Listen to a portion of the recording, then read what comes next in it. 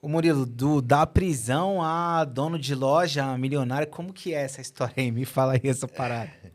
Então, a minha história ela é um tanto quanto peculiar, né? Eu digo isso, mas o empreendedorismo ele caiu na minha vida, né, de como uma necessidade, né? Uhum.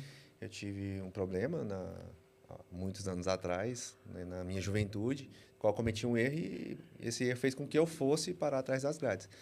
E aí, assim, depois que eu saí, uma das coisas que eu prometi para mim mesmo é que eu nunca mais iria voltar para aquele lugar, né? E procurei trabalho e tudo, não conseguia trabalho e aí o empreendedorismo foi minha única solução naquele momento.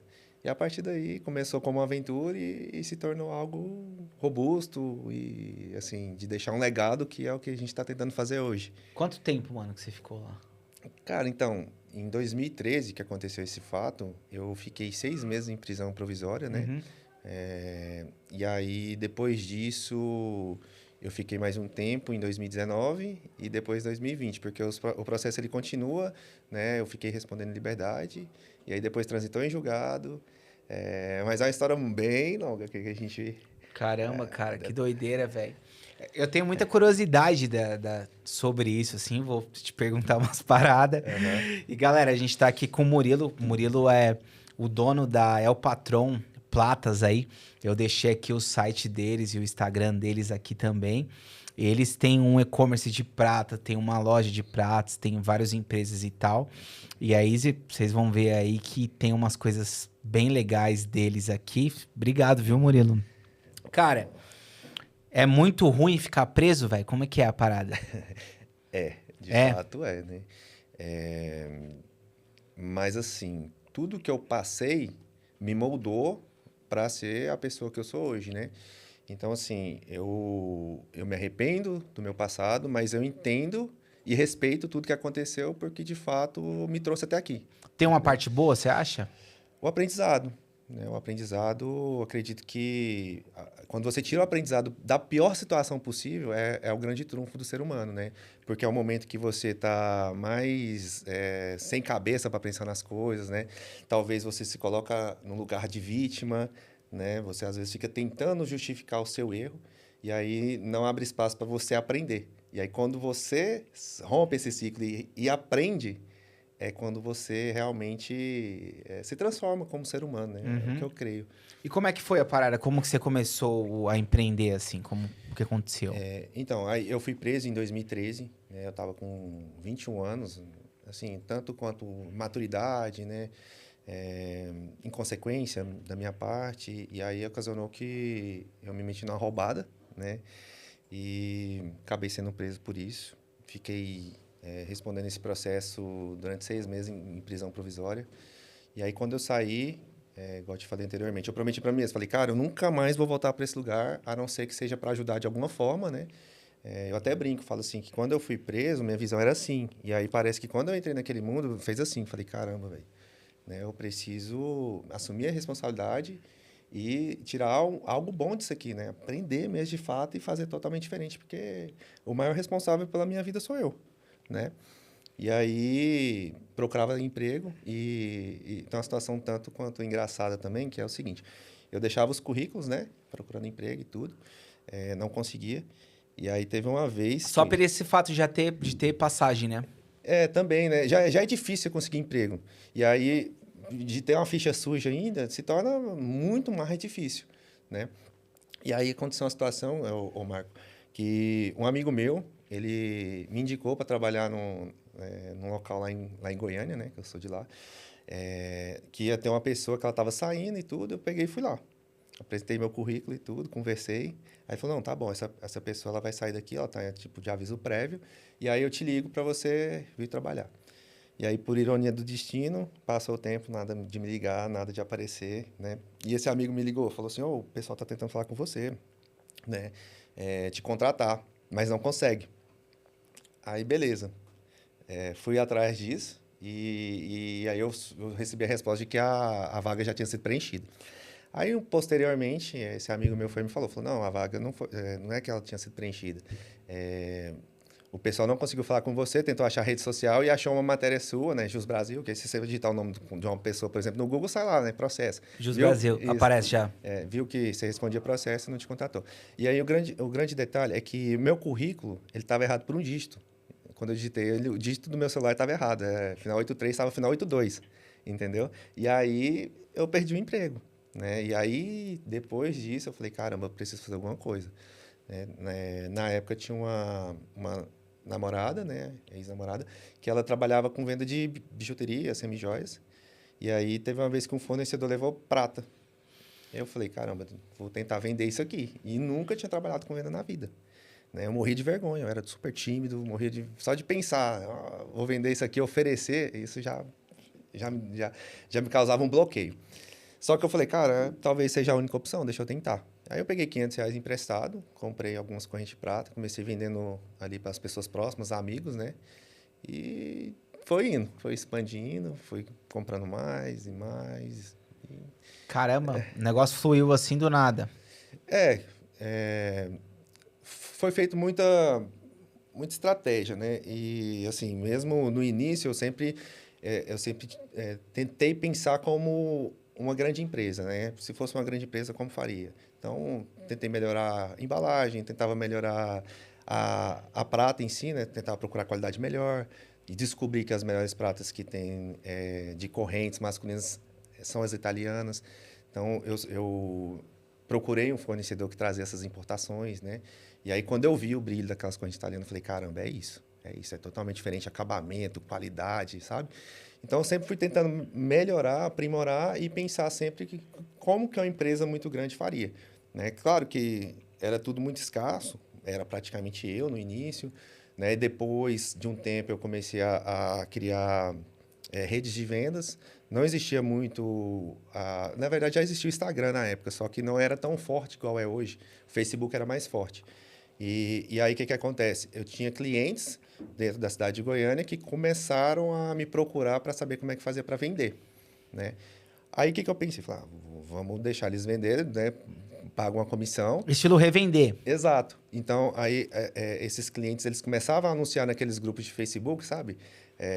Hoje tem marketplace dentro do Facebook. Antes eram uns grupos, Gambira, troca, Uhum, venda. uhum. Então, tirava as fotos, anunciava, e aí só me passava, Murilo, tem que fazer essa entrega e tal. E aí eu ia fazendo as entregas e anotava num caderninho.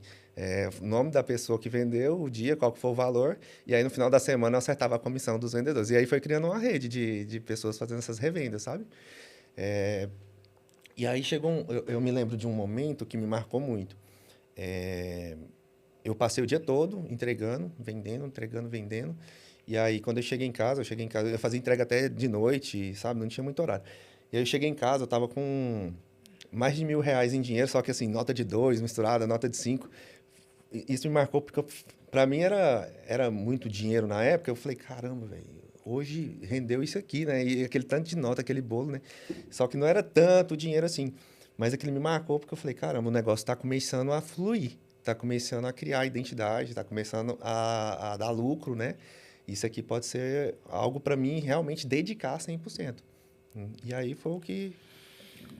Aí foi quando que você começou o site mesmo, assim, a vender? Isso. Então, eu criei o site, se salvo engano, foi em 2017. Eu comecei a vender pratas em final de 2013 para início de 2014, né, por aí. Então, o site veio em 2017 porque eu vi a necessidade de poder começar a vender para outros locais sem ser só a cidade de Goiânia. Então, aí era tudo muito amador também, o site. O que eu fiz? Na época, eu comecei a ver vídeos no YouTube, enxugar muito conteúdo gratuito ali, e eu mesmo que fui criar um site. Era tudo muito amador, mas começou a sair algumas vendinhas. Né? Então, às vezes, não era todo dia que vendia no site, mas às vezes saía uma venda, às vezes saía duas. E aquilo deixa a gente motivado, que, pô, o cara lá de outro estado está comprando, né? É possível, você tá vendo que é possível. Exatamente. E aí, comecei a estudar um pouco sobre tráfego pago, né? Comecei a fazer um pouco de tráfego pago, o que fez tornar a empresa muito conhecida, né? Foi o tráfego pago. E aí depois eu vi a necessidade de começar a trazer pessoas, né, para a equipe, contratar pessoas para fazer determinadas funções, que fariam melhor do que eu, inclusive, né, em determinadas áreas. E assim, pensando como uma empresa grande mesmo, arrumar um local, porque até então era tudo até em casa, eu fazia tudo em casa. Então, eu tinha a embalagem, já tinha feito a embalagem, tudo, já embalava e enviava, só que era tudo em casa, na sala de casa, entendeu? Então, eu vi a necessidade de arrumar um escritório, um local, contratar, né, procurar melhorar, começar a estudar sobre e-commerce, como que eu posso aumentar as vendas, o que eu posso fazer para quebrar objeções, enfim. Aí foi vários estudos, né, muitas noites sem dormir, aprendendo e enfim. Aí depois veio a ideia da loja física. Isso. O que acontece? Até 2018, não era o nome da El Patrão Platas, era um outro nome, certo? A partir de 2018, a gente pensou em trazer uma identidade e um nome marcante para a marca. E aí, né, eu estava de férias com minha esposa, momento de lazer, descontração, aí a gente resolveu colocar o nome de El Patrão, brincando assim, fala, não, então é o Patrão, de Platas. E aí pegou, falou, gostamos muito e tal. Então, 2018 para cá, que veio de fato o nome El Patrão, mas com o nome, trabalhando com prata desde 2013 e 2014. A loja física, ela surgiu a ideia em 2020. Foi por conta de um filme que eu assisti, que era Fome de Poder, do McDonald's, das franquias. Sim. Né? Então, aquele filme marcou muito. Como que foi construída as franquias e tudo aquilo. Eu falei, caramba, isso aqui pode ser possível para El Patrão, né? Então, a gente fez muito estudo, contratou uma empresa que é especializada em franquia, né? Fizemos um estudo de mercado, onde seria o local ideal. E aí, como o nosso e-commerce já era bem forte, nós mapeamos e mais de 40% do site vendia para São Paulo. Então, falou, pô, primeira loja assim, em São Paulo. Muita gente, às vezes, não entende por que a primeira loja física assim, de shopping não é em Goiânia. Em São Paulo, Mas, assim, foi feito um estudo todo por trás disso. Vamos ser assertivos. Né? E aí ficou como projeto, muito estudo, muita coisa. E a loja física ela só foi inaugurada no ano passado, 2024. Entendeu? Demorou um tempo. Teve a pandemia também, né? Sim. E assim, o que é interessante também é porque a maioria das empresas, elas fazem o trabalho inverso do que foi feito na El Patrão, né? Elas saem do físico, vai para o e-commerce. Nós saímos do e-commerce e agora estamos também no físico, entendeu? E por que você fez a loja física assim? Então, primeiro que moda é algo que sempre vai ser consumido, né? Então, assim, moda ela sempre vai estar vendendo, né? Desde que você se adapte ao mercado, traga tendências. E por conta de talvez trazer uma experiência de venda para o cliente também, para ele chegar na loja, vestir, né? Usar a prata, ver no espelho como é que fica. É diferente do que de você comprar só online e receber o pacote e às vezes não ser tudo aquilo que você pensou. Sim, porque para você é mais arriscado, né? A loja física tem aluguel, tem funcionário, Sim. tem um monte de coisa. O e-commerce acaba sendo um pouco mais barato, né? Sim, e não é. Por quê? Porque o investimento no e-commerce, ele vem de outras áreas, né? Então, como eu te falei, a gente investe muito forte em tráfego pago. Então, um gasto muito alto do e-commerce vem para o tráfego pago, o que não é feito de maneira tão incisiva na loja. Mas são gastos, assim, diferentes, né? Claro que o espaço físico ali, ele te consome mais ali por conta de ter uma folha, tá no shopping e tudo. Só que aí você gasta menos, por exemplo, em tráfego pago, porque tem o tráfego de pessoas que passam no shopping, entendeu? Então, são negócios diferentes. Digamos assim, a mesma coisa, são joias, mas é diferente, os gastos são diferentes. Sim. E teve um ciclo da prata também, né? Tipo assim, teve uma época que todo mundo usava... Depois a galera parou um pouco de usar e aí me parece que a galera tá voltando agora a usar isso mesmo. Sim, tem alguns modelos de prata que eles nunca param de vender. A gente até fala, são peças bem coringas mesmo. Mas acontece muito, por exemplo, tem umas peças que, quando eu era mais novo, era muito forte, que era as indianas. Não sei se você vai se lembrar, umas correntes mais envelhecidas, tinha as cabeças de dragão e tudo. Sim. Era muito forte na minha juventude. Depois sumiu. Depois voltou muito forte de novo. Agora deu uma parada. Mas tem peças, por exemplo, igual uma veneziana, que hoje é a peça coringa, que mais vende no site. É uma peça que nunca para de vender. Ela nunca vai sair de moda, digamos assim, porque desde quando eu trabalho com prata, ela continua vendendo do mesmo jeito. É uma peça que você pode usar em qualquer ocasião, digamos assim, entendeu? Sim. Tipo, crucifixo vende pra caramba, né? Sim, exatamente. Então, você joga uma correntinha veneziana, uma cruzinha, você pode ir para a igreja, você pode ir para um bar, entendeu? Então, é muito versátil. Essas peças não saem de moda. Mas, de fato, a prata, ela perdeu um pouco de mercado e depois ela começou a voltar muito forte. Hoje em dia a prata está mais forte do que quando eu comecei, mas tem alguns fatores também que levam a isso. A questão do ouro. O ouro, ele ficou muito alto, então o preço do ouro ele subiu demais. A prata ela meio que dá uma acompanhada, só que não chega de fato a ser um preço do ouro, nem compara. Então, muitos clientes que consumiam ouro, eles deixaram de consumir para começar a consumir mais prata, entendeu? Então tem esse movimento de mercado também. Porque assim, eu lembro, não sei que ano que é essa época que você falou das indianas. Cara, todo mundo tinha prata, velho. Anel, pulseira, corrente. Era muito forte mesmo, assim, né? Sim, verdade.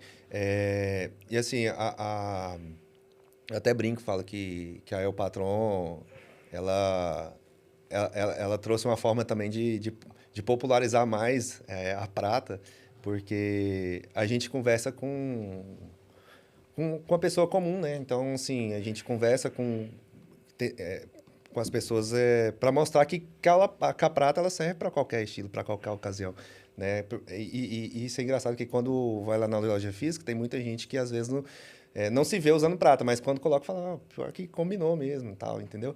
Então, isso, querendo ou não, além de trazer estilo, trazer mais autoconfiança para a pessoa, isso é gratificante porque a gente se sente como uma ferramenta de popularização do metal, que ele é um metal nobre, né? E é algo assim que valoriza com o tempo. É uma joia que, se você cuidar, ela vai passar de geração para geração. Tanto é que até antigamente se tinham talheres de prata que passava. Às vezes o avô morria, aí eles tinham vários talheres de prata que passavam para o filho. Dá para fazer a mesma coisa com a joia, né? Sim, sim, A joia tem essa coisa mesmo, né? É uma coisa que você compra e que não vai... Não é descartável, né? Sim, Se você souber cuidar direitinho, né, cara? É bem legal mesmo. E faz muita diferença no estilo, né, cara? sim, com certeza. Só de você, por exemplo, trazer um acessório para compor o seu look, ele dá aquele plus, né? Ele dá aquele plus. Às vezes você pode usar, por exemplo, um look de uma cor única, todo preto, por exemplo. Igual eu tô aqui, ó, todo preto. Aí você joga uma correntinha, parece que já torna mais viva o seu estilo, o seu look, entendeu? Então, agrega demais. Sem contar a questão da autoconfiança. Quando a pessoa ela se sente que está bem vestida, querendo ou não, ela está mais confiante. Entendeu? Então, isso vale para várias coisas, né, na sua vida. Até para você fechar um negócio, por exemplo, se você estiver confiante, você vai falar melhor, você vai se portar melhor, né? Você, às vezes, vai numa balada, você vai se sentir mais confortável, mais confiante, né, para estar conversando com alguém. Enfim, então, isso tudo pode ser alcançado através do acessório também. Faz muita diferença. Cara, e assim, você acha que a habilidade de vender, você é capaz de vender qualquer coisa ou também está relacionada muito ao produto, assim? Como que você vê a coisa da venda, assim? Eu acredito que a venda é possível vender qualquer coisa, né? Desde que haja uma necessidade. Hoje em dia, o movimento de venda, a gente até fala muito sobre isso, que é a questão de você vender sem querer vender, né? Ou seja, o consumidor ele não está mais querendo aquela venda incisiva, sabe? Aquela abordagem e tal. Então, o que é o movimento hoje para você vender? É você apresentar, às vezes, um problema, depois você ir com a solução e apresentar o produto, né? Exemplo, esses dias eu estava andando, sei lá, me olhei no espelho e senti um pouco cabisbaixo, eu estava sem estilo, não sei o quê, e aí um amigo meu falou para mim comprar acessórios e tudo, me indicou essa loja e tal, eu comprei, olha só como é que eu tô, você entendeu? É diferente de você falar assim, olha essa joia aqui, vamos comprar e tal. Então, o consumidor, ele tem migrado para essas vendas sem intenção. E é muito ligado também ao storytelling, que é você contar a história primeiro, você falar do produto, né, trazer a solução ali, o que esse produto vai mudar na sua vida, e aí, de fato, você consuma a venda. Então, assim, é possível você vender qualquer coisa, desde que tenha um objetivo ali, tenha um storytelling, né, tenha uma necessidade, enfim. Porque meio que o dinheiro tá na venda, né? Exato. Na habilidade de vender, né? Se o cara souber vender, ele não passa fome, né? Exatamente, exatamente. Tem aquela cena icônica, né, do Lobo de Wall Street, lá da caneta, né? Então, É algo antigo já, né? Porque a história do Lobo da Wall Street é 90 alguma coisa, né? E aí ele traz a necessidade da pessoa comprar a caneta, entendeu? Ele apresenta um problema. Não, acho que ele fala para assinar alguma coisa, né? A pessoa não tem. Ah, eu tenho uma caneta, entendeu? Então, é muito de criar o problema, apresentar a solução e, ó, eu tenho um produto. É. É interessante. Porque assim, cara, a internet tá aí hoje pra todo mundo, né? Essas ferramentas, tráfego pago, não sei o que lá. E nem todo mundo ainda sabe fazer uso disso, né? Sim, exatamente. A internet, ela veio para potencializar muita coisa, né? Desde quando surgiu, enfim. E a forma de vender não fica de fora. Então, ela pode potencializar demais o seu negócio, né? Desde que você saiba usar também. Porque senão se você não usar com estratégia, se você fizer algo só por fazer, você não vai conseguir ter resultado e, consequentemente, você vai gastar dinheiro, vai se frustrar, né? E também de nada adianta você ter tudo isso e, às vezes, não ter um produto bom. Às vezes, você não ter pessoas boas com você, você não tem um bom atendimento, você não tem um bom suporte, entendeu? Então, assim, você criar uma estrutura mesmo, de fato, né? De estoque, controle de estoque. E aí, depois disso tudo, você ter a ciência de que se eu fizer um tráfego pago, se eu utilizar ferramentas de inteligência artificial, tudo isso vai potencializar o que você já tem, né? Então, se você tem uma estrutura boa, pô, você usar isso aí vai ser muito a favor, vai potencializar demais o seu negócio. Você vai se destacar, entendeu? O que você acha que é o sucesso, assim, de um e-commerce, por exemplo? Quais que são, assim, os pontos de atenção? Por exemplo, tem uma galera aí da audiência que tá querendo abrir um e-commerce, um site de venda de alguma coisa. Seja de perfume, seja de joia, seja de boné, de camiseta. O que você falaria que são os pilares principais, assim? Cara, para começar um negócio hoje na internet, um dos principais pilares é você quebrar objeções, né? Então, primeiro, que são as objeções? Uma das principais objeções na internet é o quê? A pessoa ter certeza do que o produto dela vai chegar. É ter certeza de que sua loja é confiável. Uhum. Então, você tem que quebrar essa objeção. Como você faz isso? Você começando com um pouco em casa, a melhor maneira de você fazer é mostrando um vídeo, mostrando a cara, falando, entendeu? Para a pessoa se conectar com você, né? Embalar um pedido ali, ó, estamos embalando assim. Avaliação, depoimento. Exato, prova social, né? Então, tudo isso vai quebrando objeções, né? Outro ponto também muito importante é você ter um suporte humanizado, né? Que as pessoas elas ficam com dúvida, ficam com receio, quer saber quanto tempo vai demorar para chegar, né? Enfim, vai. Então você ter essa paciência, esse feeling e também fazer o follow-up, né? Que é você tem um acompanhamento ali depois com o seu cliente. Então ele comprou de você, você conseguiu quebrar todas as objeções, ele comprou o seu produto, né? Você deu um suporte lá humanizado para ele.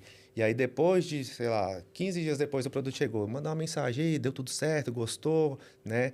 Você realmente ir criando uma comunidade e fidelizando aquele cliente, porque todo cliente é importante. Todo cliente ele é importante, né? E a primeira venda, ela até fala, ela é a mais importante de todas, né? Então, porque a primeira impressão, ela é a que fica. Uhum. Então, se você fizer uma venda bem feita, com um produto de qualidade, aquele cliente ele vai voltar. Né? Se você não fizer tudo isso, muito provavelmente, às vezes, aquele cliente vai te trocar por outro que fez. E, enfim, aí você perdeu um cliente. Faz muita diferença o suporte, né? Sim, com certeza. O atendimento. Então, hoje, você tem um suporte, igual eu falo, humanizado, de você realmente dedicar aquele tempo ali para tirar as dúvidas do cliente, para resolver, às vezes, um problema que ele teve. Né? Isso aí faz total diferença. Né? Aquela coisa mais automatizada, sabe? Aquela burocracia. Então, as empresas elas têm que se moldar para isso. Não criar burocracia para o cliente, criar facilidades. Né? Então, um cliente entrou em contato, aconteceu isso e isso. Não, beleza, vamos ver um jeito de resolver. Ah, aconteceu. Igual, na prata, um exemplo. A prata ela é um metal precioso oxidável. Né? Então, o que significa isso? Significa que a prata, ela, às vezes, vai oxidar, ela vai escurecer, mas é só limpar, polir. Isso é uma dúvida muito comum. Muita gente, às vezes, acha que a prata ela nunca vai escurecer, ela nunca vai sujar. Mas não, a prata legítima, ela suja, ela é oxidável. Então, às vezes, o cliente procura a gente. Ó, minha prata escureceu, minha prata ficou suja aqui, o que eu faço?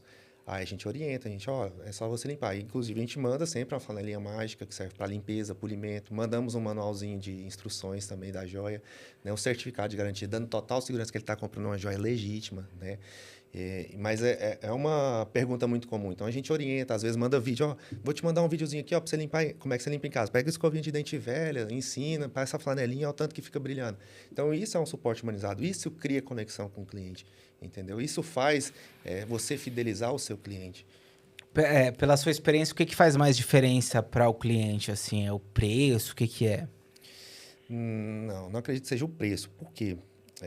O cliente, ele primeiramente, ele quer ser bem atendido, ele quer comprar algo de qualidade, né? O preço, ele é importante, mas às vezes não é tão importante, porque se você focar somente no preço e não agregar valor, por exemplo, para o seu cliente, com a embalagem legal, com suporte legal, com pós-venda legal, ele vai sempre trocar pelo mais barato. Você entendeu? Então, você tem que criar esse mecanismo de você entender que o seu cliente agora ele vai fazer parte da sua comunidade. Entendeu? Então, o nosso cliente ele vai entrar para a família. A gente fala, ó, inclusive nós mandamos na caixinha, bem-vindo à família, é o Patrão Platas. Agora ele é da nossa família. Entendeu? Então, todo o suporte, tudo que ele precisar, a gente vai estar ali para atender da melhor forma possível. Se a gente só foca no preço, aí a gente não consegue dar um suporte de qualidade, às vezes a gente não consegue dar um embalagem de qualidade, e aí às vezes a gente também se perde num produto de menos qualidade. Então, eu acredito que o que o cliente mais está preocupado é isso, é um produto de qualidade, um atendimento legal, né, um pós-venda e uma segurança de comprar conosco. Legal, legal. É bem interessante isso, porque é difícil entender a cabeça do cliente, né? E depois que você entende, fica mais fácil de vender, né? Uhum, sim, exatamente. É claro que assim tem vários tipos de cliente, mas eu tento muito estudar a minha forma de consumir, o modelo de Uhum, pessoa física. uhum. Então, quando eu me vejo ali comprando algo, eu às vezes fico pensando, nossa, o que que eu gostaria, né? Como é que eu O que que faz gostaria? diferença para você? Exatamente. Aí eu tento trazer isso também para a empresa, para o patrão. Claro que às vezes as minhas ideias não vão ser as melhores. Por isso que a gente discute com a equipe, a gente, né, a gente não tem essa. A gente faz questão, na verdade, de ter essa discussão, de ter esse debate de opiniões, porque às vezes eu não vou estar vendo algo, aí fulano fala algo, aí isso agrega, a gente, entendeu?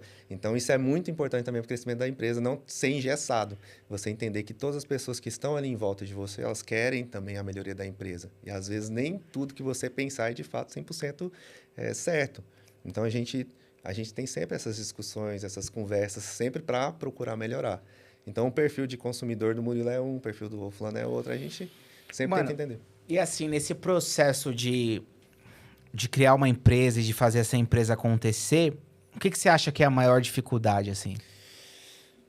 Cara, o empreendedorismo, ele é cheio de desafios, né? Então, assim, sempre vai ter desafios novos, sempre vai ter algo novo que você vai precisar resolver, né? Eu acho que o mais difícil, ô Marco, é a questão de você não ficar na zona de conforto, sabe? Porque a gente tende, às vezes, a alcançar certos objetivos, depois que nós alcançamos, a gente fica naquela zona de conforto. Não, agora está tudo certo para mim. E a gente, de fato, vai procurar fazer algo, evoluir, só depois que tirar a gente dessa zona de conforto, entendeu? Então, por exemplo, eu só vou fazer algo melhor para a empresa depois que isso me incomodar. Então, a gente não tem esse pensamento, né? Entendeu? Eu só vou procurar ser melhor pai depois que algo ali vai estar me incomodando. Tiver um problema. Exatamente. Então, a gente tem sempre essa questão de não deixar cair na zona de conforto, de estar sempre buscando novos desafios, né? Tipo uma visão de futuro, né? Exatamente. Então, a gente faz um planejamento, a gente tenta alcançar nossas metas, né? Vai aparecer problemas no caminho que a gente vai ter que passar por cima. Porque a vida é assim, né? E no empreendedorismo não é diferente. Eu acredito que na nossa vida pessoal, a gente tem um caminho a percorrer e que em determinado momento a gente vai tropeçar e cair. É normal. Só que a decisão de ficar no chão ou levantar e continuar caminhando é nossa. Na empresa, do mesmo jeito. Né? Você vai passar por percalços, você vai passar por dificuldades. E se você não passar, tem algo de errado. Uhum. Entendeu? Uhum. Então, você ter essa resiliência, você entender que a zona de conforto ela não é a zona confortável de fato, né? É muito importante para você crescer. Não só como empresa, mas também como ser humano. Você teve momentos assim que você pensou em desistir? Cara, não desisti, mas teve momentos assim que já me deixou muito baqueado, sabe? Problemas mesmo que aconteceu internos na empresa. Às vezes a gente traça metas, não consegue alcançar, e querendo ou não, quando você não alcançar algo, isso te frustra, né? E aí você tenta mudar alguma coisa, depois não tem resultado, aí tu fica mais frustrado ainda. É normal, né? Então, assim, eu me entendendo como ser humano, eu sei que aquilo é um momento de dificuldade e que é aquele momento que a empresa mais precisa de mim. Então, eu tenho que pensar formas de sair daquilo ali, entendeu? Então, assim, é claro, a gente se frustra, a gente fica com a cabeça, né, a milhão, procura outros meios, às vezes, de desafogar um monte de pensamentos e tudo. Só que aí depois você, tipo, depois que passar esse turbilhão, você tem que entender, não, mas a responsabilidade disso aqui, tá nessa situação é de quem? É minha. Não, então eu tenho que pensar uma forma agora de sair. Então, sempre assumir a responsabilidade, né, e procurar melhorar. Não deu certo aqui, então vamos tentar de outra forma, né?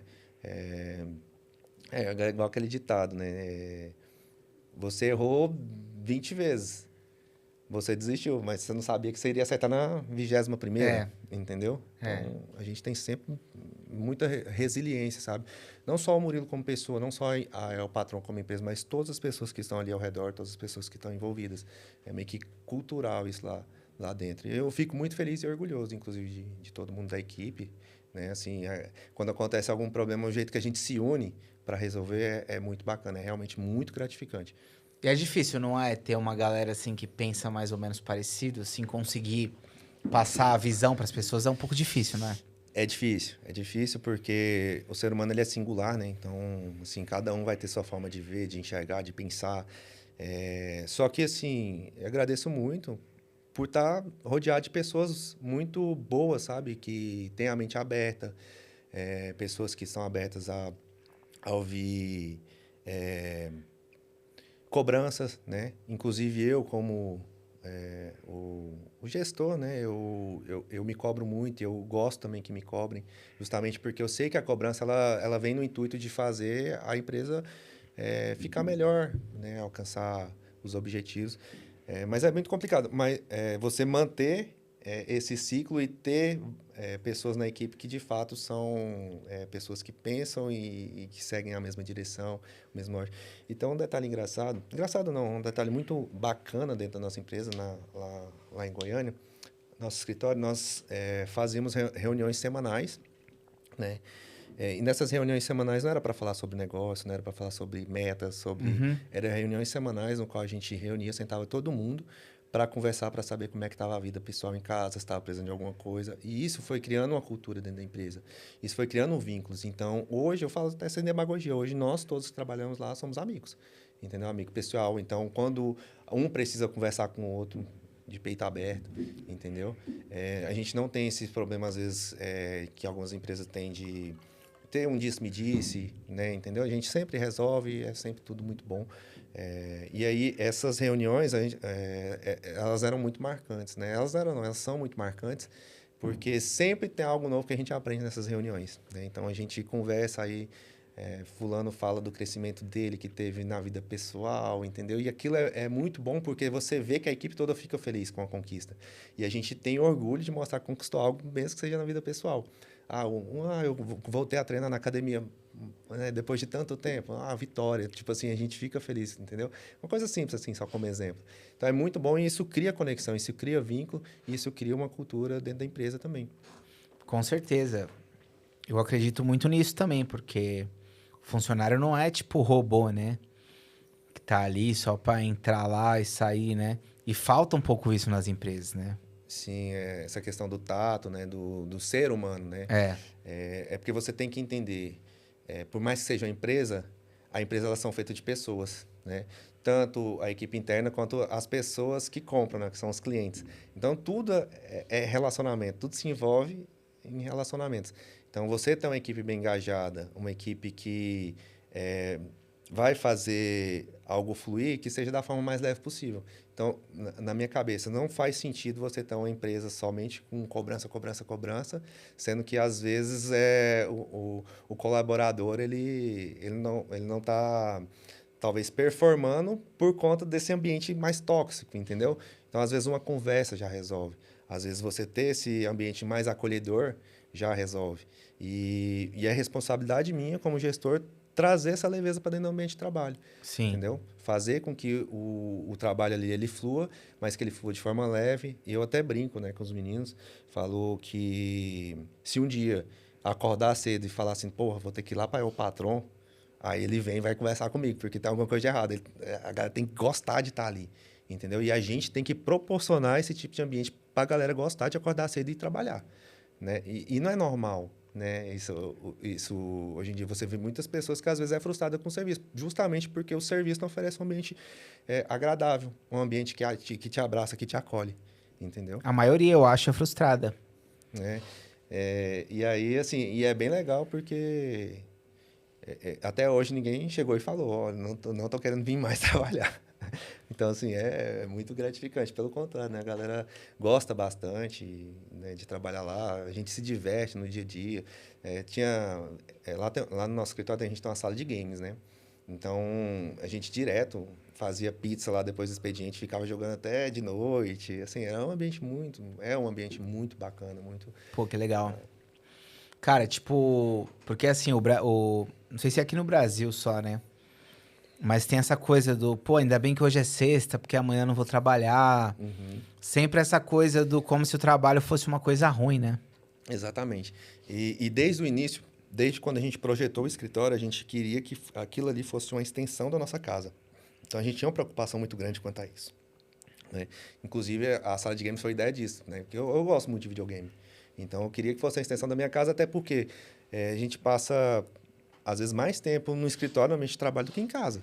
Aí, se você tem um ambiente ruim, um ambiente pesado, um ambiente que as pessoas não vão querer ficar ali, poxa, aí aquilo ali é mais traumatizante ainda para você, entendeu? Então, isso desde o início. Então, vamos criar uma extensão da nossa casa, a gente vai passar mais tempo aqui, às vezes, do que em casa. Então, tem que ser um ambiente muito bacana, tem que ser algo que vai ser leve é a palavra certa para o nosso ambiente. E, de fato, a gente fica feliz porque a gente conquistou isso, né? E todas as vezes que entra algum colaborador novo, a gente tenta inserir essa cultura para ele, né? E aí é muito bom porque ele também se sente identificado, ele se sente acolhido, né? Aos poucos ele vai se sentindo parte da família, o que de fato é, né, uma família. Quantos funcionários tem mais ou menos assim? Cara, hoje em toda a equipe, juntando a loja, deve ter em torno de uns 15 funcionários, né? Mas aí funcionário ligado diretamente à empresa, é o patrão, CNPJ. Mas tem muita gente mais por trás, né, que faz o serviço terceirizado. Então, por exemplo, tem uma agência que faz o tráfego pago. Aí tem uns terceirizados que às vezes faz produção de conteúdo para uma X rede social, entendeu? Mais de equipe, assim, ligada ao CNPJ, em torno das 15 pessoas. Você trabalha com influenciadores, com parcerias, essas coisas? Sim, hoje a gente hoje não, né? Já tem um tempo que a gente está começando a ir para esse mundo do marketing de influência, né? Mas assim, não é algo antigo na empresa, é algo que realmente tem em torno de uns 2 meses que nós começamos. Antes era 2 meses só, caramba. marketing de influência, assim. E é muito importante a questão do marketing de influência, né? Tem empresas gigantescas no Brasil que cresceu demais através do marketing de influência, né? E a gente fica sempre atento aos movimentos do mercado. Por exemplo, hoje o marketing de influência ele é muito forte, só que está vindo uma nova tendência que é o quê? É a O própria... GC não. O GC também é muito bom. Inclusive, o GC, ele tende a passar o marketing de influência, que o GC é meio que uma prova social, né? Ali, de fato. Só que aí as empresas, as big empresas no Brasil e no mundo, elas têm partido para a tendência da empresa também se tornar um influenciador, entendeu? Botar uma figura para se tornar influenciador. Uma cara. Exatamente. Por exemplo, o dono da CIMED. O dono da CIMED, hoje, ele é um grande influenciador. Sim, o Adib, né? Exatamente. O Adib, Então, ele está nas redes sociais, ele se movimenta nas redes sociais, ele fala, ele aparece, entendeu? E ele sempre carrega a marca dele. Então, já é uma tendência que tem crescido muito. A gente está antenado nisso também. Então, assim, o mercado digital, ele muda muito, né? Então, pode ser que daqui a um ano venha uma plataforma nova e lançar alguma coisa. A gente tem que estar antenado. Isso que é fogo, não dá para prever nada, né? Não dá. Igual agora no Brasil, chegou o TikTok Shop, o que já é sucesso lá na China e nos Estados Unidos, né? Venda pelo TikTok. Venda direto pelo TikTok. E é uma forma diferente de vender, porque o TikTok, um tipo de conteúdo engaja no TikTok, não vai engajar 100% no Reels. Entendeu? Então, é uma forma que a gente tem que aprender a como vender bem lá. Isso que é fogo, né? Porque não adianta você achar que se colocar qualquer coisa lá vai vender, não é assim? Exato, exatamente. Então, é muito estudo, é você tá antenado no mercado lá fora, você assim, como é que eu posso dizer? Não é prever, né, que não tem como, mas você antecipar os seus passos, né? Então, você mapear como é que é feito na China, nos Estados Unidos, na Europa, ver, será que isso aqui vai combinar para o Brasil? Então, vamos dar uma estudadinha, né? E daqui um dia, quando chegar, a gente já está sabendo mais ou menos como trabalhar. E assim, o influenciador tem influenciador que vai ter mais público que consome o produto de vocês e outros que menos, né? São testes também, né? Exatamente, exatamente. Hoje em dia, a gente faz um mapeamento de influenciadores através a gente coloca eles como por número de seguidores, né? Então, tem um micro, tem um pequeno, tem um médio e tem um grande. E cada tipo de estratégia é diferente para cada um, né? O micro, ele tem tendência a ter uma conversão maior. Sim. Né? Então, ele tem menos seguidores, mas os seguidores que seguem ele... São mais fiéis. Mais fiéis e consequentemente, consomem mais o que eles indicam, digamos assim. É a mesma coisa, por exemplo, de você ver um vídeo, o fulano está falando lá para milhares de pessoas, tem milhares de seguidores, que X restaurante é bom. Beleza, é bom. Mas se chegar um amigo seu e falar, porra, eu comprei naquele restaurante, vamos naquele restaurante que ele... muito mais fácil você ir com o seu amigo do que você ir, entendeu? É mais ou menos Pois é, essa e ideia. assim, às vezes ele tá falando do restaurante aqui em São Paulo, mas você tá vendo ele de Goiânia. Sim. Então não vai ter tanta conversão igual a galera de São Paulo que segue ele, né? Sim, exatamente. Mas assim, a El Patron, ela... Até falei essa questão do marketing de influência ser recente na El Patron, mas pensando aqui de maneira melhor, a gente já faz isso no passado com os artistas, né? Entendeu? Querendo ou não, indiretamente era um marketing de influência. Que a gente tinha muita abertura, por exemplo, no cenário de rap, de hip hop. Então, assim, uma das coisas que ajudou muito a marca a crescer foi justamente isso, essas parcerias. Então, eram os artistas falando da marca, né? A gente tem diversos vídeos. Então, isso aí ajudou a criar uma explosão na marca mesmo. Ser mais conhecida, criar objeções à questão de confiança. Será que eu posso confiar no patrão? Porra, mas Hungria tá falando da marca. Isso ajuda demais na confiança, né? Exatamente. Então, por estratégia de brand mesmo, de agregar valor, foi importantíssimo. Eu conheci através do Santinelli. Que legal. O Santinelli, inclusive, é um parceiraço nosso. Até mandar um abraço para ele aí. E o detalhe do Santinelli foi o seguinte, o Santinelli, a gente se conheceu através do Instagram, porque ele viu, acho que ele viu uma matéria, né, que saiu minha, falando acho que foi no Pequenas Empresas, Grandes Negócios, que ele falou, ex-presidiário, não sei o que e tal, matéria. E aí ele pegou e começou a me seguir. Aí eu segui de volta, ainda brinquei. Falei, mano, não vai fazer zoeira aí comigo não, não vai me zoar não. Ele tá maluco, pô, eu comprar as pratas de vocês, agora eu tô sabendo da história, eu tô mais fã ainda e tal, não sei o que. Aí começou. A gente criou um vínculo de amizade e isso é muito gratificante, é muito legal. Inclusive, você sentir assim, o reconhecimento, cara, é algo que não tem preço, sabe? Igual eu sempre gostei muito de hip hop, de rap. E aí, por exemplo, em 2018, bem no comecinho da marca e tal, eu vim em São Paulo e aí eu ajudei a organizar um evento, coloquei o nome da marca para um show do Eduardo Tadeu, do Facção Central. E aí depois eu tava com, tipo assim, eu escutava quando era menino e tava com um cara ali. Aí eu falava, caramba, velho, tipo, pra mim era algo intocável, né? Era algo assim que não queria chegar. Então, assim, o empreendedorismo, ele me fez realizar sonhos, né? Me fez alcançar coisas que eram inimaginável para mim, entendeu? E aí, quando você começa a executar, quando você começa a colher frutos, você vê que é possível. Cara, isso aí, ele te transborda, né?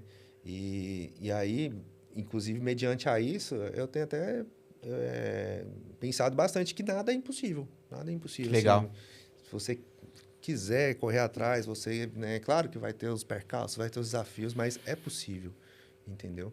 Da hora demais, da hora demais.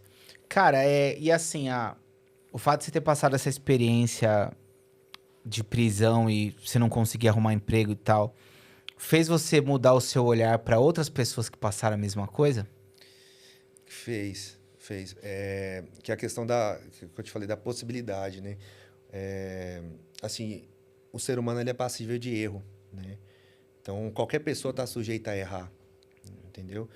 E ela, do mesmo jeito que ela é passível de erro, ela é passível de consertar ou amenizar os seus erros e aprender com isso, né? Então, eu acredito muito no ser humano, acredito muito na reinserção social, sabe? Da pessoa que já passou pelo cárcere, ela ser reinserida socialmente, sabe? E aí precisa de empresas que abram uma porta para essas pessoas, né? Exatamente. Inclusive, eu me formei em Direito, né? E aí minha TCC, o Marco, eu falei sobre o sistema carcerário e sobre reinserção social. Na época, eu me lembro que me marcou bastante um presídio, que é em Araraquara, que eles focam muito na reinserção social. Então, lá dentro do presídio, os presos eles passam por um procedimento de reinseri-los na sociedade mesmo. Então, eles aprendem ali, eles trabalham, eles têm oportunidades ali dentro, né? Cursos, essas coisas. E, assim, a taxa de reincidência desses presos, eles na época que eu fiz a TCC, não chegava nem a 10%. Então, todo mundo que passava por esse programa, 10% não voltava a ser preso de novo. E a taxa de reinserção, de reincidência no Brasil ela é mais de 40%. Né? Então, assim, se fosse possível estruturar campanhas de humanização, de realmente reinserir o preso na sociedade, talvez a gente não teria superlotação carcerária hoje em dia, entendeu? Então, assim, é muito interessante. É um assunto muito complexo, muito amplo, mas é possível, entendeu? Porque esse fato do cara não conseguir emprego, não querendo defender, lógico, mas o fato dele não conseguir arrumar emprego em lugar nenhum é um incentivo para ele voltar pro crime, querendo ou não, né? Exatamente. Ele vai se ver numa situação de necessidade também, né? E aí, Sim. querendo ou não, ele vai, às vezes, vai achar que a única alternativa dele é o mundo do crime, infelizmente. Né? Agora, se você tem um planejamento para criar métodos de ressocialização, de oportunidades, mesmo que seja difícil, né? Porque é compreensível a pessoa não querer dar oportunidades, entendeu? É compreensível. Mas mesmo sendo difícil, você ter mecanismos para oferecer esse tipo de oportunidade, com certeza diminuiria a questão dela voltar para o mundo do crime, né? Essa reincidência que você tá falando, né? Exatamente. Eu acho que falta ainda projetos pra... Falta porque tem muito preconceito, né, também, né? É uma coisa... É igual você falou, às vezes as pessoas não olham, tipo, isso como algo que pode acontecer com qualquer um. Parece que é uma coisa que aconteceu com um tipo de pessoa, mas nunca pode acontecer comigo, entendeu? E o que não é verdade, né? É possível acontecer com qualquer pessoa. Porque o ser humano, ele... igual eu falei, ele é passível de erro, ele pode, às vezes, agir no impulso, né? Sei lá, às vezes alguém faz mal para você ou para alguém que você gosta num surto ali, você pá, e faz mal para essa pessoa, enfim, e aí você se vê numa situação de estar encarcerado, entendeu? Foi um momento, foi um deslize, foi um erro, né? Inclusive, eu tenho uma palavra tatuada no peito que é sawabona, não sei se você já ouviu falar, Não. que é uma história muito legal, que vai conectar com o que a gente está falando aqui. Sawabona é uma palavra que vem de uma tribo africana, no qual eles têm uma filosofia que quando alguém dentro dessa tribo comete algo de errado,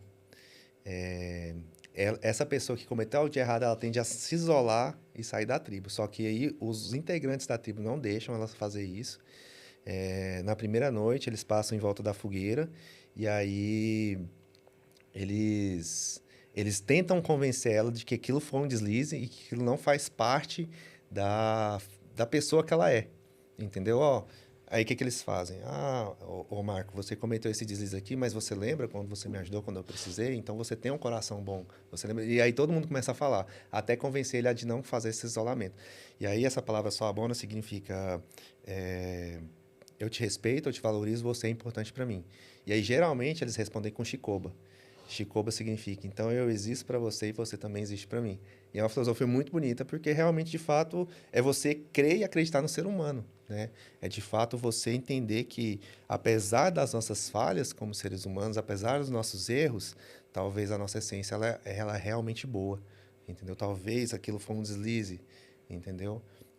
E muitas vezes é um deslize, é um erro, mas não faz parte da essência de quem realmente você é. Uhum, uhum. Muito interessante. E assim,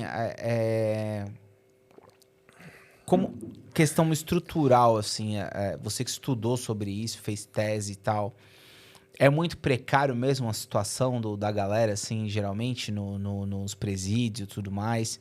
No Brasil é muito difícil a estrutura? É na questão de ressocialização, principalmente, né? Mas a questão de estrutura para tá tendo um ambiente ali, assim, por onde eu passei, a estrutura não é Não das, era tão ruim. não era tão ruim, não era o ideal, né? Havia lotação, né? Tem locais que a estrutura é muito mais precária, mas a questão de realmente pensar com inteligência, de entender que as pessoas que estão ali dentro do sistema penitenciário, um dia elas vão sair. No Brasil não há prisão perpétua. E aí você entender como sociedade o jeito que você quer que essa pessoa saia, se você quer que ela saia melhor ou pior do que ela entrou, talvez se começasse a pensar dessa forma, entenderia que você trazer projetos, você focar em reinseri-los socialmente é o caminho mais assertivo. Você acha que o pior erro é aí? O grande lance é aí? Na questão do sistema penitenciário e reinserção, É. você reinserir a pessoa na sociedade. Porque, igual eu falei, tipo, você tem que entender, a pessoa está presa ali, ela não vai ficar ali o resto da vida, ela vai sair. Como que a gente quer que ele saia? Quer que ele saia pior ou melhor, né, como ser humano? E às vezes a gente quer só punição, punição, punição. A punição, de fato, ela tem um papel importante, né? Mas tem que ser feito também com inteligência. Não adianta você só punir, punir, punir, punir, e o cara, beleza, saiu de lá, vai voltar pior. Vai fazer coisas piores na sociedade e vai voltar para lá. Entendeu? Então a gente tem que pensar como seres pensantes mesmo, com inteligência e estratégias, talvez fazer parcerias político-privadas, né, isenção, sei lá, para empresas contratarem, sei lá, ex-presidiários, não sei, tem várias formas, sabe, de pensar, de conversar, e é um assunto que tem que ser discutido. Quando eu fiz minha tese, já tem um tempo, né, que eu formei, mas eu também estudei muito a questão na Europa. Por exemplo, países nórdicos na Europa, eles fecharam muitos presídios. E eu queria entender o porquê. E aí eles fecharam muitos presídios porque não tinham presos. Por que eles não tinham presos para frequentar os presídios? Porque eles começaram a focar muito na questão da reinserção social. Entendeu? Então, os presos eles começaram a não cometer mais crimes. Eles saíam e realmente voltavam para a sociedade, se tornavam pessoas que poderiam e que deveriam viver em sociedade, né? Começaram a trabalhar honestamente, começaram a pagar imposto como qualquer outro cidadão de bem. E aí, de fato, não faz sentido você ter presídio se não tem ninguém para estar ali dentro. Entendeu? Outra questão também que, quando eu fiz esse estudo, que me pegou bastante, que é a questão da emoção, né? Que foram projetos no qual o preso ele tinha que fazer algo que era importante para alguém. Aí tinha um projeto, eu não lembro em qual presídio, mas acho que foi aqui no Brasil, no qual os presos começaram a fazer perucas para crianças com câncer. E aí depois, esse projeto mostrava a felicidade das crianças quando recebiam as perucas. Cara, aí tipo assim, aquilo ali, o ser humano pode ser o mais duro que for. Ele se amolecia. Mexe com o cara. Mexe com o cara. E aquilo talvez traga para ele um sentimento, um pensamento de, poxa, que me fez chegar até aqui? Por que eu estou aqui, né? Aquilo mexe com a emoção, aquilo mexe com o coração. E talvez é um lado também que às vezes poderia ser utilizado. Né? Que é a questão da filosofia, da Sawabona e Chico. Você mostrar para a pessoa que ela, de fato, ela não, talvez seja só um deslize. Talvez ela seja uma pessoa com essência boa e que ela não merece voltar para aquela situação, que ela pode dar a volta por cima, entendeu? Da hora. Eu tenho um amigo, Wagner, que ele faz... Ele é cristão, né? E ele faz trabalhos de evangelismo nos presídios e tudo mais. Essa galera que vai lá falar de Deus e tudo mais, tem um papel importante também nos presídios, assim? Tem, com certeza. Quando você está na situação de estar preso, você querendo ou não, você está numa situação que você está mais vulnerável. Então você está mais suscetível, está mais aberto a escutar, a ter um ombro amigo. E Uhum. assim, com certeza a igreja, independente de qual for, quando ela vai para dentro do presídio, ela faz um papel muito importante, porque ela conecta muitas pessoas ali, né? E às vezes na religião, o preso, ele encontra um meio de redenção, um meio de querer transformar a sua vida, né? Ele vê como uma esperança, entendeu? Então é muito importante. Pensar em outra coisa, né? Também, tipo, Sim, preencher a cabeça, né, mano? sim, exatamente. E acontecia muito de preso realmente abraçar uma religião lá dentro, né? De querer realmente mudar de vida por causa da religião. Isso aí acontece demais. Pô, legal, legal. É, bom saber, porque tem muita gente que critica a igreja, as religiões e tal, mas às vezes não dá esse crédito de que a religião vai muitas vezes em lugares que ninguém quer ir, né? Exatamente. Ninguém quer ir no presídio, né? Ninguém quer estar lá conversando com um preso, estar num lugar que o ambiente é pesado, a energia é pesada. Né? De fato, é um local que fica à margem da sociedade, entendeu? E assim, a questão da reisenção de novo, é claro que vai muito de pessoa para pessoa, porque realmente tem gente que assumiu, quer ser criminoso mesmo, quer não, eu vivo isso aqui, eu sou isso aqui e pronto. A gente não está falando para fazer reinserção dessas pessoas que não querem, mas de fato aquelas que às vezes só querem uma oportunidade, só precisam de uma oportunidade, entendeu? Porque tem muitas pessoas que realmente não querem mesmo. É só para deixar essa questão um pouco mais clara. Mas há aquelas que às vezes caiu ali de paraquedas, que às vezes cometeu um delito, mas é uma pessoa que tem um coração, uma essência boa, vale a pena ter uma nova oportunidade e a gente pensar como sociedade projetos para fazer isso funcionar, né? É, e é o que você falou, assim, quantas pessoas são presas assim, digo assim, que o cara nem era um criminoso, o cara caiu numa emboscada, ou o cara tava com um amigo, ou tava junto com o pessoal, ou tava. Situações assim que o cara não tem uma essência de um criminoso de fato. Ele só tava num mau caminho que acabou dando um azar, né? Tem muitos caras assim, né? Sim, com certeza. E assim, o que que acontece muito dentro do sistema penitenciário? Às vezes a pessoa cai dessa forma lá dentro, né? E aí lá dentro, lá se torna uma faculdade, talvez uma escola para ela sobre o crime, né? E aí o crime às vezes consegue seduzir essa pessoa e aí, de fato, ela se torna um criminoso mesmo, assim, né? O crime vai abraçar, né? Se o cara vê que a saída dele é só aquilo ali, vai abraçar. Mas uma das coisas que me fez muito assim pensar quando eu estava preso, assim, fez eu mudar, virar a chave da forma que eu via a vida, é entender assim que eu estava numa situação de fundo do poço mesmo, mas que quem me colocou naquela situação foi eu mesmo. Eu que errei, eu que tenho que sair daqui, eu que tenho que dar a volta por cima, entendeu? Então você entender também que essa responsabilidade é sua, né? Você entender que as coisas acontecem na sua vida, você não tem que se vitimizar, você não tem que tentar justificar, né? Você tem que assumir o seu erro, sua parcela de culpa e pensar formas de passar e dar a volta por cima, né? Então, eu pensava muito nisso. Eu falava, caramba, mas eu tô sofrendo. Inclusive, eu escrevi um texto, eu tenho ele até hoje, um caderninho, quando eu estava preso. Eu escrevi que eu falava sobre o sofrimento, né? E eu refletia sobre o sofrimento lá dentro, né? Eu escrevia que eu estava sofrendo, mas, tipo assim, às vezes um dia de visita, eu vi uma mãe que às vezes não conseguia nem andar direito, ia visitar o filho e com um sorriso no rosto. Eu falava, caramba, mas ela está sofrendo muito mais, está com um sorriso no rosto, né?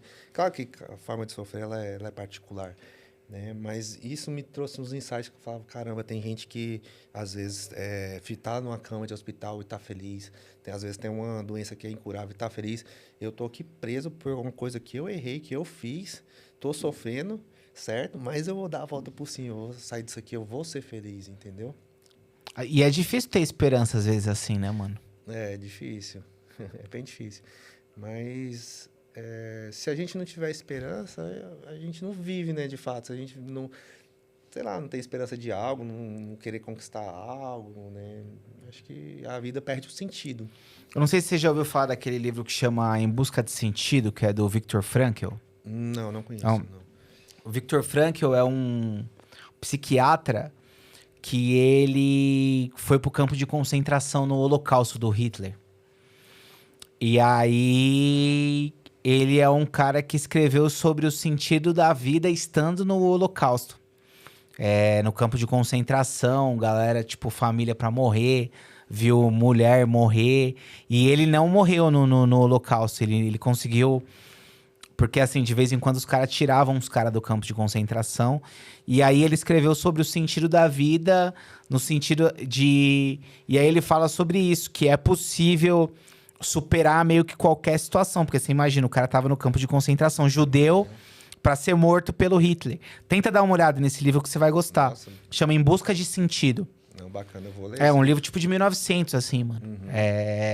E o cara é um médico psiquiatra judeu, que por ele ser judeu lá e rolou o lance do Hitler lá, ele foi pro campo de concentração, mano. E com certeza deve trazer muita luz, assim, de pensamento. Ele é o criador da logoterapia, que é a terapia do sentido.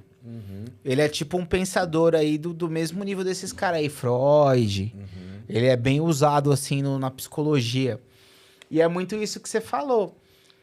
O cara vai aprendendo a ressignificar o sofrimento, né? E vai começando a ver esperança. Ele fazia isso, ele conseguia ver esperança em umas coisas bobas que ele começava a reparar a beleza, começava a reparar, e aquilo ali ia mudando a cabeça dele, sabe? É muito daquela questão de, às vezes, a gente não valorizar até o simples, né? Começa a se tornar algo tão... assim, nossa rotina ela vai se tornando algo tão comum, tão padronizado, que às vezes a gente não se atenta, às vezes, um detalhe. Às vezes um pôr do sol, às vezes a brisa que bate no rosto. E aí a gente começa a dar valor quando isso começa a faltar. Sim. No caso do presídio, é quando falta a liberdade. Né? No caso, você valoriza a sua saúde na hora que você está doente. Entendeu? Então, assim, é muito doido você parar para pensar que realmente, assim, você é abençoado. Só de você estar vivo, você é abençoado. E você, a partir do momento que você acorda, você tem ali uma chance de fazer tudo diferente, né? Todo dia que você acordar. É bem reflexivo, inclusive, né? Essa fase do presídio, você considera que foi a situação mais difícil que você já passou, assim? Foi a fase mais difícil da sua vida? Com certeza. Com certeza. Sim, já passei por algumas coisas bem difíceis, né? Normal, né? Todo ser humano ele vai passar por momentos difíceis, isso é fato, né?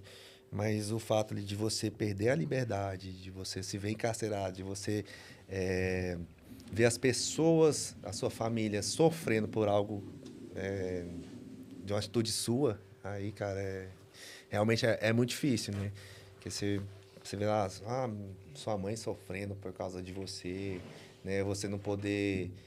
tem isso, né? Você não poder fazer o que você quer, você tá segregado, você tá preso, né? Você não tem a liberdade. Com certeza foi muito difícil. Mas igual eu te falei, assim, eu me arrependo dos meus erros, do meu passado, mas eu entendo que fez parte, eu respeito isso para ser quem eu sou hoje, para ser a pessoa que o Murilo de fato é hoje, entendeu? E eu nunca vou deixar de aprender. E o que é o mais difícil em estar preso? Assim, o que você considera a coisa mais difícil, assim? Você quer café, Murilo? Ela trouxe 2 aqui. Eu aceito, por favor. Você quer com adoçante ou com açúcar? Pode ser sem açúcar. Sim? Por favor. Pega aqui, tá quente. Tá, obrigado. Eu acho que o mais difícil é você estar longe da sua família, né? Você tá ali num ambiente, querendo ou não, com energia pesada, um ambiente mais hostil e, assim, você não ter ali as pessoas ao seu redor da sua família, né? Você saber que, como eu falei, ele está sofrendo, né? Talvez está ali pensando muito tempo em você. Nossa, como que o Murilo está lá dentro, entendeu? Tem essa preocupação de mãe, de pai. Então, acho que é o mais difícil mesmo, você saber que você está causando sofrimento para sua família, sabe? Entendi. Cara, deve ser... E é muito louco, assim, tipo, é o que você tá falando. A privação da liberdade é muito louco, né? Tipo, te dá vontade de fazer umas coisas nada a ver, né? No sentido, assim, de... Quando você tá ali, você pode fazer o que você quiser. Você fala, mano, eu vou no shopping, vou num jogo, vou não fazer nada. Agora, quando você tá preso, você não, tipo, você não pode fazer nada. É muito estranho, né? É muito diferente do que você tava acostumado, né? É muito diferente. Sem contar que parece que o tempo não passa lá dentro, né? É mesmo? Porque realmente você não tem muita coisa o que fazer, não tem praticamente, sim, não tem, Nada pra fazer. não tem praticamente nada. Pode ler uns livros, umas paradas assim? Pode.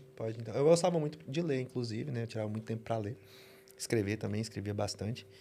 Conversava. Mas, enfim, aí tu vai lá, passa, faz um monte de coisa, olha no relógio, pô, passou meia hora.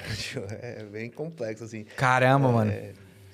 Inclusive, essa situação, explicando um pouco melhor por que aconteceu de eu ir preso em 2013, depois de 2000... Que assim, ó, quando eu fui preso em 2013... por uma coisa realmente que eu fiz, eu entrei num carro, dirigi um carro e aí teve uns roubos e tudo e eu fui preso por isso. Eu fui preso, cometi esse erro. E aí, quando eu estava preso na delegacia, antes de ir para o complexo prisional, eles tentaram empurrar um outro processo para mim que eu não tive nada a ver, né? Então, aí fizeram a minha oitiva e tudo, eu falei, não fui eu e tal, não vou confessar algo que não fui eu. E aí, beleza. Passou, fui pro presídio, fiquei lá esse tempo, saí e comecei a responder em liberdade, né? O processo continuou correndo, só que eu estava em liberdade, poderia responder em liberdade. E aí esse processo ele foi transitar em julgado em 2019, é quando acaba todos os recursos. Então, todos os recursos que tinha, eu fui tentando utilizar para diminuição de pena, enfim. E aí, depois de um tempo, eu respondendo em liberdade, eu descobri que aquela oitiva, que eu não confessei aquele crime, eles estavam imputando para mim também. Então, apareceu um outro processo. Caramba. E aí, esse outro processo aconteceu de eu também ser condenado. Meu Deus. Né? Mesmo não tendo culpa. E não teria receio nenhum em falar, até porque hoje eu não devo nada para a justiça, já cumpri tudo, né, que eu devia. Mas, assim, a justiça errou Mas comigo. era da mesma situação ali, da mesma galera e tal? Cara, eu não sei se era da mesma galera que tava comigo. Assim, ninguém confessou, sabe? Mas foi algo assim que acontece muito hoje no Brasil, que é o judiciário. Então, os juízes, eles olham no papel. Falam, ó, pô, ele foi preso nisso, tem algo ali que foi semelhante, né? Foi ele também. Pá. Não se atenta muito De alguma forma vincularam o seu nome. Exatamente. E aí aconteceu de eu ser condenado por conta disso. E aí o que acontece? Em 2019 foi um processo transitório julgado, que foi o que eu tive culpa. Aí, fui condenado, né, no regime semiaberto para colocar a tornozeleira eletrônica. Ok. Me apresentei no presídio, esperei um tempo até sair a tornozeleira, acho que eu fiquei uns 30 dias na época. Saí de tornozeleira eletrônica. E aí, em 2020, em janeiro, chegou a polícia em casa de novo, com outro mandado de prisão desse processo que eu não tive culpa, né? Aí eu pensei, agora ferrou. Porque eu já fazia direito, né? Então eu entendi um pouco de direito. Falei, agora vai unificar as penas, vai juntar as duas penas, aí eu vou ter que ficar no regime fechado pelo menos 2 anos. Aí eu pensei, agora ferrou, né? Eu com um filho pequeno, né? Meu filho nasceu em 2017, morando com minha mulher. A empresa começando a engrenar bem. Falei, putz, agora, né? Mas eu vou encarar isso, né?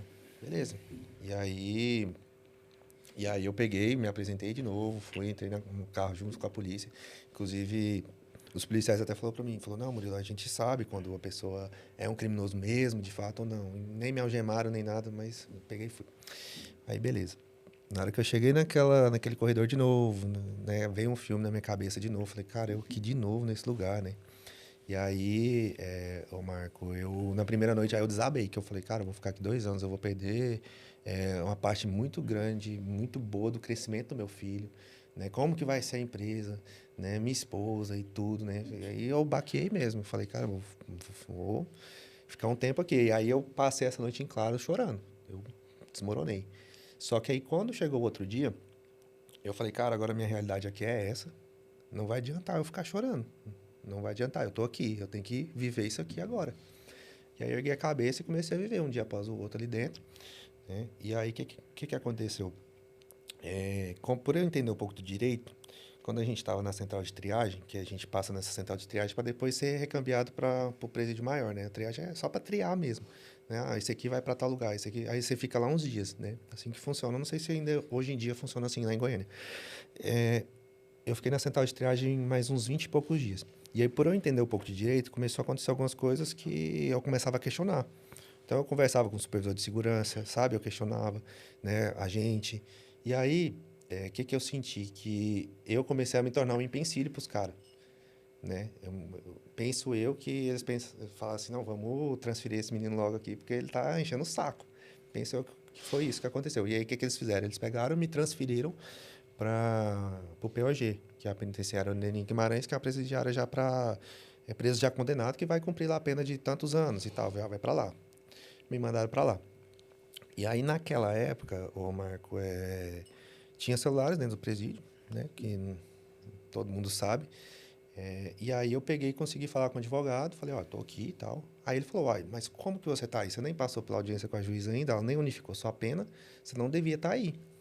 Pode deixar que eu vou resolver. E foi lá e resolveu essa situação. Aí eles me recambiaram de novo pro regime semiaberto. Eu coloquei tornozeleira eletrônica, saí. Aí isso foi em fevereiro, acho, se eu não me engano. Quando eu saí, passou pouco tempo, explodiu pandemia. E aí a orientação do CNJ, do STF, foi que os processos de quem estava preso teria mais urgência do que aqueles que estavam em regime aberto e semiaberto. Consequentemente, meu processo ficou na fila, porque eu não estava preso, eu estava em regime semiaberto, né? E aí, quando a juíza viu meu processo, já tinha passado 2 anos. Eu já estava 2 anos usando tornozeleira eletrônica. E aí ela pegou e falou, olha, de forma bem resumida, ele deveria ter sido preso, ficado no regime fechado, mas só que ele está usando tornozeleira há tanto tempo. Não faz sentido eu voltar, sendo que ele está cumprindo certinho com a tornozeleira. Manteve eu de tornozeleira. Entendeu? Então, eu não fiquei os 2 anos preso por causa disso. De algo que aconteceu ali, uma situação que às vezes a gente se questiona, mas depois no futuro a gente entende o porquê. É meio como um mistério, tipo, entendeu? E é um crime que você não cometeu, então, tipo, de alguma forma, eu vou chamar de Deus o que você chama de mistério. Então, exato, sabe? Deus te ajudou aí a você não cumprir, porque você não tinha que cumprir mesmo, porque você era Exato, inocente, né? exatamente. E aí meu processo, ele... Né? Esses 2 processos, eles se encerraram em 2022.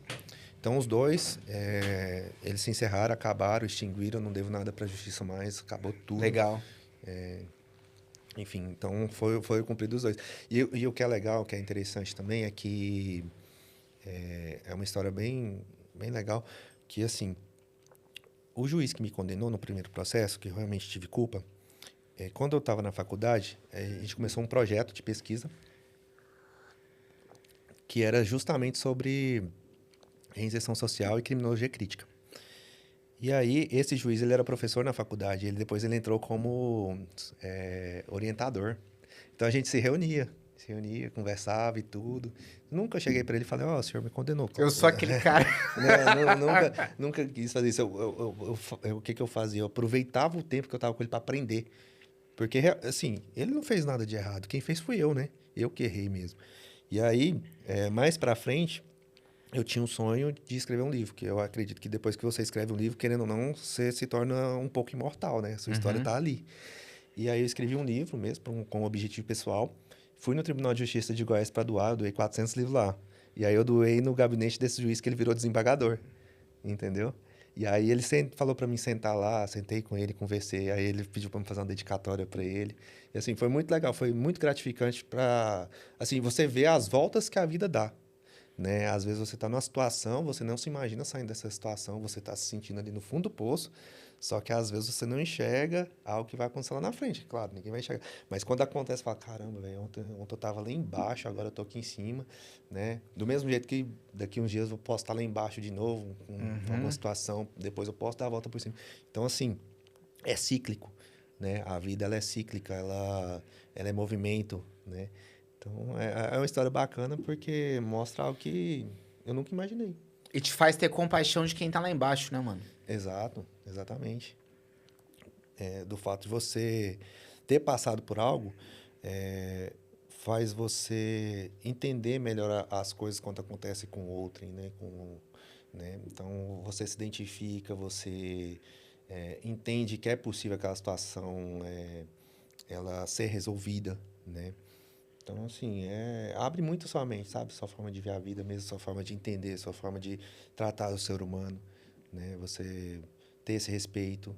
Então, é algo bem assim, gratificante. É igual eu falei para você, acho que 2, 3 vezes aqui, que é a questão de eu respeitar muito meu passado por causa disso, que me moldou a ser quem eu sou hoje. Sim.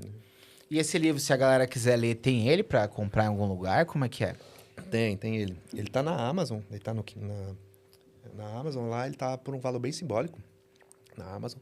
E tem também o livro físico. O livro físico eu não tô comercializando ele, eu tenho alguns para doar, quem quiser depois entre em contato aí com a gente, que a gente manda, tá? Sem problema nenhum. Tem aqui também na loja do Shopping Itaquera, tem alguns exemplares lá. Que aí é a história que eu conto mesmo, bem detalhado, né? Fatos que aconteceu lá dentro, tudo, histórias, algumas até engraçadas, né? E aí, assim, a volta por cima, né? É isso. Pô, legal. Cara, obrigado, hein, mano. Pô, eu que agradeço, pô. Top demais a história aí. E, galera, quem quiser conhecer tem o Instagram do Murilo aqui na descrição, né? Coloquei o site da loja também, da El Patron. Pra quem é de São Paulo, tem a loja física no Shopping Itaquera. E tem muita coisa lá, tem outros negócios também, outras empresas, né? Que estão lá no seu Instagram, né? Tem sim. Hoje, no ramo da prata, a gente tem 4 empresas, né? Embora seja o mesmo produto, são públicos diferentes, são negócios totalmente diferentes. Então, a gente tem um atacado, que a gente vende para lojistas no Brasil todo, né? Que é um auto-atacado também. A gente tem um e-commerce, que é o Patron, consumidor final. Tem a loja no Shopping Itaquera também, que é da El Patron, né, da marca. Tem a Lunala Pratas, que é uma loja que fica lá em Goiânia, que é focada também mais para o público feminino e para quem já também revende. Tem a Strawberry Create, que é a empresa de produção de audiovisual, né? Com estratégias. A gente presta serviço para muitas empresas, inclusive fazendo vídeos de propaganda, enfim. São um bocadinho, né, de trabalho aí. Mas é muito gratificante, me sinto muito bem, principalmente em estar com pessoas muito boas ao meu redor, né? E aproveito o espaço, inclusive, para mandar um abraço para todo mundo, para minha equipe, né? Para o Lucas ali, para o Sanders que tá aqui. Muito bom tê-los comigo, né? E é isso, a gente tá sempre em busca aí de querer realmente deixar um legado, sabe? Sim, com certeza. Legal. Isso que faz sentido na vida, né? Você construir relacionamento, você deixar um legado. E para caminhar para o final aqui, eu até brinco, falo assim que quando eu morrer, eu não quero que as pessoas fiquem, não chora no meu velório, não, vai lá e chora. Vai lá e chora e fala assim, ó, esse cara que fez falta. Esse cara que fez a diferença, foi um cara legal, sabe? Então, eu brinco sempre, falo isso, que é realmente você deixar um legado mesmo, seja para muitas pessoas, seja para pessoas ao seu redor. Acho que isso que é, de fato, o sentido da vida. Bom, já que você tá falando de morrer, eu vou te fazer uma pergunta. Pergunta meio clichê de podcast, né? Que a galera fala, qual frase que você escreveria na sua lápide ali? Vamos lá. Aqui jaz um legado. Muito bom. Muito bom. Bom, obrigado, mano. Obrigado aí, galera que assistiu. Pedir pra você se inscrever no canal, se você não é inscrito. Dar um like no vídeo aí, compartilhar. E vai lá conhecer também os produtos da El Patron. Vai conhecer o Instagram também do Murilo. Beleza? Um abraço, valeu, até mais. Valeu, obrigado.